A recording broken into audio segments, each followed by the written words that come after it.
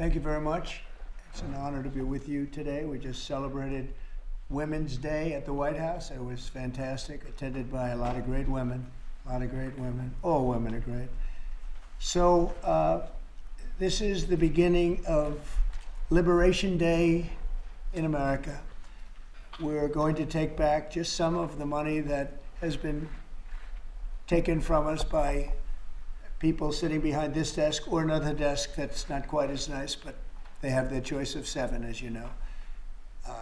And we're going to charge countries for doing business in our country and taking our jobs, taking our wealth, taking a lot of things that they've been taking over the years. They've taken so much out of our country, friend and foe, and frankly, friend has been oftentimes much worse than foe.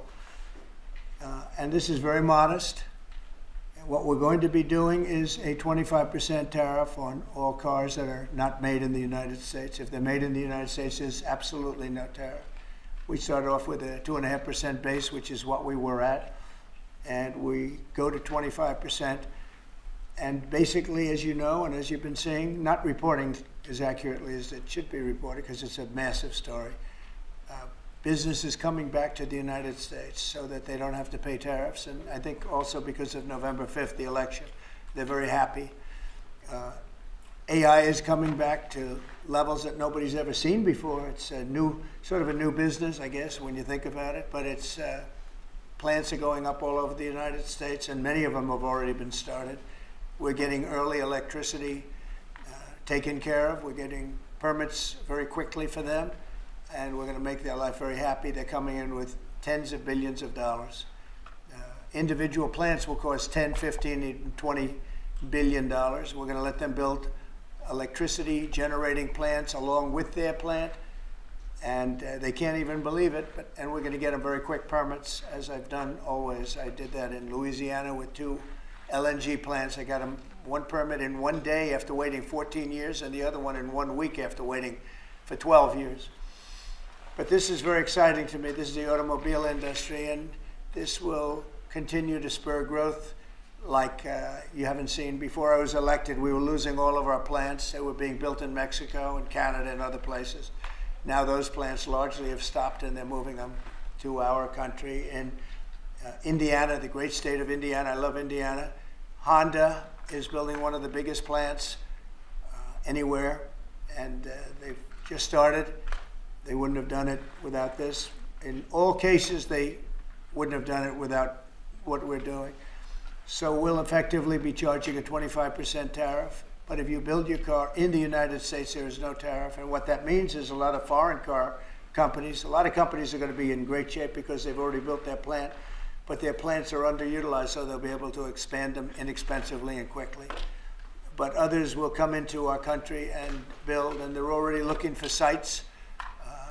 They're looking for mostly sites. They don't want to take the old buildings that are empty and falling down. They want to build new, and there's tremendous action. There is likewise for other companies and countries, like the chip making process. Your chip bill was a disaster done by Biden. All he does is give tremendous amounts of billions of dollars to chip companies that will do nothing with the money. They're not going to use the money here. They're going to just keep it. They have plenty of money. The one thing they have is they have a lot of money. In our case, all we're doing is saying you can't come in unless you build here. And the largest chip company by far is manufacturer from Taiwan is building here, and it'll give us almost 40% of the chip market just with that. They're spending almost $200 billion in the United States to build a plant, and they've almost started. They'll be doing much of the work in Arizona. So we have a lot of exciting things, but to me, this is one of the most exciting. Now, outside of one specific day, and that's Liberation Day. That's the real Liberation Day of America, and that's going to be in April 2nd, and I look forward to it. We'll have a little news conference. We'll talk about it, but this is very exciting. So we're signing a executive order today that's going to lead to tremendous growth in the automobile industry. As you know, the electric mandate that we did allows you to buy a car now, electric or gasoline powered or hybrid. You can buy any car you want We had it so that within a short period of time, you had to buy all electric, and the country could never provide the money necessary to build all of those power plants that you would need all over the country. As you know, in the Middle West, they built 8 power stations. That's like the size of this desk or smaller. And they ended up spending $9 billion on 8. And of the 8, 4 of them didn't work. And we're not doing that. So you can buy electric, or you can buy gasoline, or you can buy hybrid, or you can buy whatever you want to buy. And that's the way it should be. The market's going to determine that. And you're going to see prices going down, but it's going to go down specifically because they're going to buy what we're doing, incentivizing companies to, and even countries, but companies to come into America and build. And we're already setting records for new plants. I think the new plant number, the tally is just within a period of a few weeks. It's very large. I want to be accurate. It's very large. And I'd like to ask Will just to come and give some of the basics, and then I'll sign it, and it's off to the races. I think our automobile business will flourish like it's never flourished before. Yes, please, Will. Thank you, sir. As you stated, we've prepared for your attention a proclamation imposing a 25% tariff on foreign-made cars and light trucks. This is in addition to tariffs that are already in place on those goods. In addition to, as you said, spurring increased domestic manufacture of cars and trucks, we expect that these tariffs will result in over $100 billion of new annual revenue to the United States of America in tariff revenue. I think ultimately we could probably anywhere from $600 billion to $1 trillion will be taken in over the relatively short-term period, meaning a year from now, but starting right away. I think we'll go from 600 to $1 trillion within 2 years. And I think we'll be right from the beginning, we're going to be at a very high number, right from the beginning. And right from the beginning, you're going to have a lot of construction jobs, but you're also going to have a lot of automobile jobs. So this is very exciting, but it's also exciting because of what's happening with other aspects. We're going to be doing tariffs on pharmaceuticals in order to bring our pharmaceutical industry back. We don't make anything here in terms of drugs, medical drugs, different types of drugs that you need, medicines. It's in other countries, largely made in China, a lot of it made in Ireland. Ireland was very smart. We love Ireland. But we're going to have that. We're going to have lumber. We're going to free up some of our land. And you'll be able to meet a lot of other standards like fire cuts. If Los Angeles had fire cuts, which they didn't have, that's a gap of half a football field between areas. You wouldn't have had the fires. They would have been contained. But you have fire cuts. And by the way, you sell that wood for a lot of money, a lot of profit is made from that. But we're going to be doing lumber. We're freeing up our land so that we don't have to use outside sources of lumber. Energy, we're doing fantastically well at. You know, the energy prices have been coming down rapidly as we increase supply, and we've already done that. We have Chris and Doug are doing a fantastic job on that. That's Department of Energy and Department of Interior. And they're working together hand in hand because Interior has the land and Energy has the ability to do the drilling and do what they have to do. Our coal areas are going to be opened up for clean, beautiful coal. Germany's opening up mini coal plants now. You know, they tried the wind and it didn't work. They almost went out of business. They almost went bankrupt. They tried wind, which is a disaster because it's too expensive and it doesn't look good, kills all the birds, a lot of problems. But Germany is now building a lot of coal plants. China is building one a week. Think of that. And they're using coal, which is very powerful. Coal is a very powerful energy. And we're opening up our coal mines again, and we're going to do, I call it beautiful, clean coal. The technology is so good now that coal can give you tremendous power at the same time. It can be very clean. But we're also obviously doing oil and gas and various other things. You can do pretty much whatever you want. We don't like the wind because we think it ruins the landscapes, the plains, ruins them. And it's got a lot of problems. It's also by far the most expensive energy. It looks horrible in the oceans. It's dangerous in the oceans in terms of navigation. And if you look at what's happening with whales, you know, in one area, they lost 2 whales, like in 20 years, washed ashore. And this year they had 17 wash ashore. So there's something happened out there. There's something driving the whales a little bit loco, but they lost 2 in 20 years. And now they lost 17 in a short period of time. So it's something wrong out there. So this is very exciting. This is going to lead to the construction of a lot of plants, and in this case, auto plants. And you're going to see numbers like you haven't seen, both in terms of employment. It takes a little while. You're going to have great construction numbers initially, and then ultimately you're going to have a lot of people making a lot of cars. And one other thing, we have the Speaker of the House with us, who's doing a fantastic job. And where's Mike? And we're trying to get approved. Mike, thank you very much for being here. We're trying to get approved, if we can. If you borrow money to buy a car, you're allowed to deduct interest payments for purposes of income tax, but only if the car is made in America. So if the car is made in America, you get a loan, you can deduct the interest. That's a big saving. A lot of people in that part of the world, in terms of buying cars, a lot of them don't think in terms of deductions.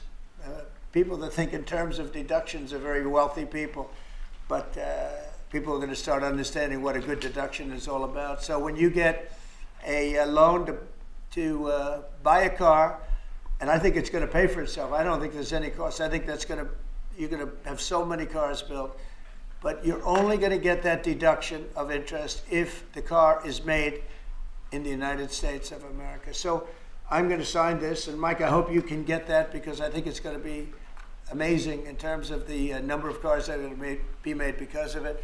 And I want to thank Howard Lutnick, our fabulous commerce chairman. That's what he is. He's a chairman. He's a very successful guy, a great guy. And we have a big day, Howard, coming up next week. Liberation Day. That's Liberation Day. That's going to be on the 2nd, and that's going to be reciprocal. And I think people will be impressed. We're going to be very fair. We're going to be very nice, actually. We have not been treated nicely by other countries, but we're going to be nice. So I think people will be pleasantly surprised, but it's going to make our country very rich, because we're the piggy bank that everybody steals from, and they've been doing it for many years, for decades, so we're not going to let it happen. So, but we're going to treat people very nicely. We're going to treat other countries very, very nicely, and I think it's going to have a very positive effect on everybody, including those other countries. So I'll sign this, and we will see you again on April the 2nd. In terms of this, it's going to be another round, and it's about making America great again, making it strong and prosperous again. Thank you very much. So So, this Mr. is President, like on the tariffs, car back. can I ask you about Is tariffs, it Mr. just President? for- On the car tariffs, how do you assure that the car coming into the country is fully built? Could an automaker in Germany say, leave the tires off a car? We're going to have very strong policing, and it's pretty easy to do. If parts are made in America and a car isn't, those parts are not going to be taxed or tariffed. And we'll have very strong policing as far as that's concerned. For the most part, I think it's going to lead cars to be made in one location. You know, right now, a car would be made here, sent to Canada, sent to Mexico, sent all over the place. It's ridiculous. So this is a very simple system. And the beauty of the 25, it's one number. It's not up or down depending on the cost of the car. It's one number. And that number is going to be used to reduce debt greatly in the United States and to build things, reduce taxes. I mean, basically, I view it as reducing taxes and also reducing debt. And within a fairly short period of time, I think we're going to have a balance sheet that's going to be outstanding. Yeah. How do you assure Americans then that this will not cause a long-term increase in prices? Well, look, I think we're going to have a market the likes of which nobody's ever seen before, not in this country. You know, we had the best market ever in my first term. It was the strongest market ever, the best economy ever. And I think I think this blows it away. But this is something that people have wanted to do, presidents have wanted to do for a long time. A lot of them didn't understand it. It wasn't a priority for them. But foreign countries understood it very well. And they've really ripped us off at levels that nobody's seen before, but that's not going to happen. Mr. President, is this for today or on April 2nd, the auto tariffs? Say it? Are these auto tariffs going to affect today or on April 2nd? They go to effect on April 2nd. We're signing today. It goes into effect April 2nd. We start collecting on April 3rd. I suppose, do you have any more sectoral tariffs that are coming in on April 2nd? What does that mean? Any more tariffs on any other sectors on April 2nd, for example, chips or pharmaceuticals? Not then, but we will be putting a tariff on lumber. We, as you know, have a tariff already on steel and on aluminum of 25%, and we're taking in tremendous amounts of dollars. More importantly, our steel factories and aluminum factories are roaring. They're starting to roar. They're building new ones. I just heard from Nucor, which is a big company, a very big steel company, and they're building a massive plant for steel that they wouldn't build without this. So you're going to see things that are going to be actually amazing. And I think you already have. You know, we've had some news conferences where I can't have enough. They want to do news conferences where they announce they're going to spend 20, 30, 40 billion dollars. But Apple, as an example, is spending $500 billion. Okay. So on the signal chat, Senator Roger Wicker. Hold on one second. Yes. Mr. Go ahead. Reciprocal tariffs next week, will those be immediately effective April 2nd on all countries, or will you focus on the worst offenders? No, we're going to make it all countries, and we're going to make it very lenient. I think people are going to be very surprised. It'll be, in many cases, less than the tariff that they've been charging us for decades. So I think people are going to be very, very surprised. Why is on these auto tariffs? I think they'll be pleasantly surprised. I don't know. I think we're trying to keep it somewhat conservative. And on these auto tariffs, we saw obviously the NASDAQ 100 go down 2% at close, S&P 500 down 1%. What are you Is that concerned today? about the reaction? Today? Yes, sir. I didn't say that. I want to see the jobs. I want to see that'll all take care of itself. That could take care of itself in 1 day, 2 days, or 1 week. Are there any conditions under which you'd remove these auto tariffs, sir, or is this permanent for the rest of your term in office? Oh, this is permanent. Yeah, 100%. Yeah. Are you on the auto tariffs? So You're a did professional Elon Musk architect. advise you at all on these auto tariffs? No, because he may have a conflict, so we don't talk. I've never talked to him. Elon's amazing. He's never asked me for a favor in business whatsoever. I'm actually a little surprised by it. I might do it, I might not do it. I do what's right, and he'd want me to do what's right. No, he's a patriot. He has never, you know, these are big deals we're talking about. This is probably nothing like this. And I've never had Elon come and say, would you do me a favor with the mandate or the electric mandate or anything. He's never asked me for anything. Sir, also, what's your response to Republican lawmakers who have said today that your administration should take more accountability and not downplay what's happened with Signal that we've seen in these messages today? What Well, is I don't your know about response? downplaying. The press upplays it. I think it's all a witch hunt. That's all. I think it's a witch hunt. I wasn't involved with it. I wasn't there, but I can tell you the result is unbelievable because the Houthis are looking to do something. They want to know, how do we stop? How do we stop? Can we have peace? The Houthis want peace because they're getting the hell knocked out of them. It's And been you very, read very both. strong. The Houthis are dying for peace. They don't want this. And they're bad. Look, they were knocking ships out of the ocean. You know, we had in the Suez Canal, they only have about 20% of the ships going through. They have to go through a different way, which takes weeks of travel. And that really affects commerce. But the Houthis have been hit hard and they want to negotiate peace. But I don't think Sir, they you Do you Thank still you, believe sir. there was Messages, nothing sir. classified that was shared? say Do it. you still believe nothing classified was shared? Well, that's what I've heard. I don't know. I'm not sure. You'll have to ask the various people involved. I really don't know. But Senator I can only Roger tell you Wicker- this. You know, you don't want to talk about it. The Houthis have been horrible to the world. What they've done, killed a lot of people, and knocked down a lot of ships and planes and anything else. You know, it's not just the ships. And they have been hit. They have been hit harder than they've ever been hit, and they want us to stop so badly. And they've got to stop. They've got to say no mas. But I can only say that the attacks. It's attacks every day, every night. It's not just the one. You're talking about one. The attacks have been very successful, even beyond our wildest expectations. We've hit them very hard, very successfully. And we're going to do it for a long time. We're going to keep it going for a long time. Senate Republicans Union. have said that they have formally asked the administration for an Inspector General report on the signal issue. Will you agree to that? It doesn't bother me. I don't know. You know, I want to find if there's any mistake or if a signal doesn't work. It could be that signal is not very good. You know, it's a company, and maybe it's not very good. I think we'd rather know about it now. There was no harm done because the attack was unbelievably successful that night, and it has been unbelievably successful every single night for the last 4 or 5 nights. So. And Mr. President, the European Union And that's the thing that you should be talking about. Yeah. This is something that should have been done by sleepy Joe Biden, but he was asleep at the wheel other than when it came to stealing money, of course. Joe Biden should have done this attack on Yemen, which is basically a certain group within Yemen, the Houthis, and this should have been done by Joe Biden, and it wasn't. And that's caused this world a lot of damage and a lot of So, Mr. problems. President, Mr. President is responsible. But he's also overseeing the investigation to find out what went wrong. Maybe Who's responsible? Mike Waltz says that he's responsible. Well, think yeah, that's Mike true? Waltz, I guess he said he claimed responsibility, I would imagine. Had So should nothing he to do with anyone else. It was Mike, I guess. I don't know. I was told it was Mike.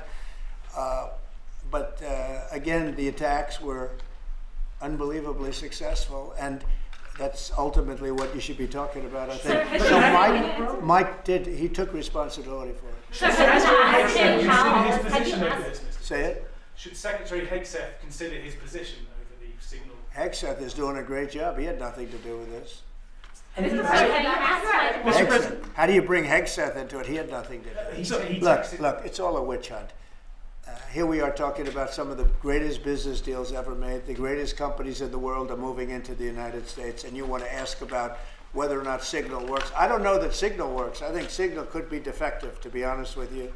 And I think that's what we have to, because you use Signal, and we use Signal, and everybody uses Signal, but it could be a defective platform, and we're going to have to find that out. Mr. Mr. President, have you been briefed about soldiers in Say Lithuania? it. Have you been briefed about the soldiers in Lithuania who are missing? No, I haven't. Mr. U.S. President, have you spoken, sir, with the big 3 automakers about these tariffs? What was their reaction? I have. What was their reaction? It depends on whether or not they have factories here. I can tell you, if they have factories here, they're thrilled. If you don't have factories here, they're going to have to get going and build them, because otherwise they have to pay tariffs. Very simple. And most of those have pretty big factories here, like General Motors has big factories here. They're going to move their parts divisions back to the United States, because some of them were made in Canada and some of them were made in Mexico and other places. They'll be moving their parts division back to the United States in factories where they may be at 60% capacity, so they don't even really have to build too much of a factory. But, generally speaking, if they have factories here, plants here, where they make their cars and equipment, but they make their cars here, they are thrilled. Same thing with the steel industry. Steel industry is now paying a 25% tariff, as you know, I put it on last week, and the business is roaring in the United States. And we can't, because of military, we can't lose the steel industry. If I didn't put the initial tariffs on steel in my first term, you wouldn't be able to have a military, because we wouldn't have, every steel company would be bankrupt in the United States, and every plant would be closed. But now they're booming, and putting this tariff on, this additional tariff for steel and aluminum, it's making them thrive, and it's already happened. Mr. President, winding up on the deadline for the TikTok sale, will you extend that deadline if you don't have a deal? Do you support Oracle? Well, we will have a form of a deal. TikTok is very popular, very successful, very good. We're going to have a form of a deal, but if it's not finished, it's not a big deal. We'll just extend it. I have the right to have the deal and to extend it if I want. So we'll see whether or not we have a deal. We have a lot of interest in TikTok.